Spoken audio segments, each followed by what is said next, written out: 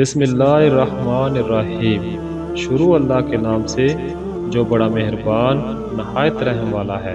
معزز ناظرین، آج ہم آپ کو حضرت عمر فاروق رضی اللہ عنہ کے دور خلافت کا ایک واقعہ سناتے ہیں۔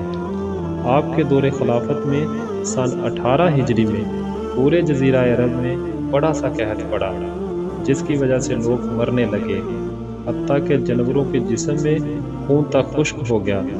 حضرت عمر رضی اللہ عنہ کو اطلاع ملی کہ مصر میں ناجو غلہ کی پیداوار خوب ہو رہی ہے۔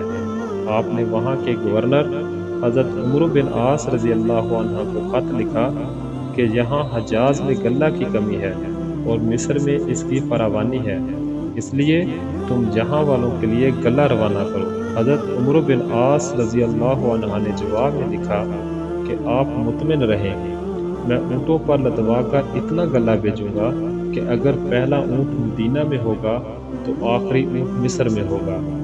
غرض یہ کہ غلہ آیا اور حضرت عمر رضی اللہ عنہ نے اس کو تقسیم کر دینے کا حکم فرمایا اور لوگ آ کر غلہ لے جا رہے تھے۔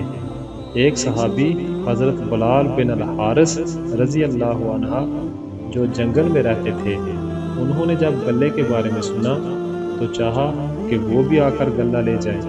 ان کے پاس ایک بکری تھی، اس کو ذبح کیا کہ کچھ کھا پی کر چلے، مگر اس بکری میں خون کا ایک قطرہ تک نہ نکلا۔ یہ دیکھ کر وہ صحابی رو پڑے اور اسی حالت میں ان کو نیند آ گئی اور سو گئے۔ خواب میں دیکھا کہ محمد صلی اللہ علیہ وآلہ وسلم آئے ہیں اور فرماتے ہیں، حیات کی خوشخبری سنو اور عمر کے پاس جا کر میرا سلام کہو اور ان سے کہو کہ میں نے تم سے ایک عہد لیا تھا اور تم وعدہ کے پورا کرنے میں سخت اور پکے ہو، بس عقل سے کام لو، عقل سے کام لو۔ حضرت بلال بن الحارث رضی اللہ عنہ حضرت عمر فاروق رضی اللہ عنہ کے دروازے پر حاضر ہوئے اور ان کے خادم سے فرمایا کہ حضرت عمر رضی اللہ عنہ سے رسول اللہ صلی اللہ علیہ وآلہ وسلم کے قاصد کے لیے اجازت لو۔ حضرت عمر رضی اللہ عنہ یہ سن کر خود باہر تشریف لائے، انہوں نے ساری بات آپ کو بتائی۔ حضرت عمر رضی اللہ عنہ گھبرا گئے اور باہر نکل کر لوگوں کو جمع کیا اور منبر پر کھڑے ہوئے اور فرمایا کہ میں تم کو اللہ کی قسم دے کر پوچھتا ہوں کہ کیا میرے طرز عمل میں آپ حضرات کوئی بات بری اور مکروہ دیکھتے ہیں؟ لوگوں نے کہا کہ نہیں۔ حضرت عمر رضی اللہ عنہ نے صورتحال بیان کی تو بعض صحابہ نے کہا کہ آپ کی غلطی یہ ہے کہ آپ نے قحط سالی کے اس موقع پر اللہ سے مانگنے کے بجائے اپنے گورنر سے غلہ طلب کیا اور اللہ سے استسقا یعنی پانی طلب نہیں کیا۔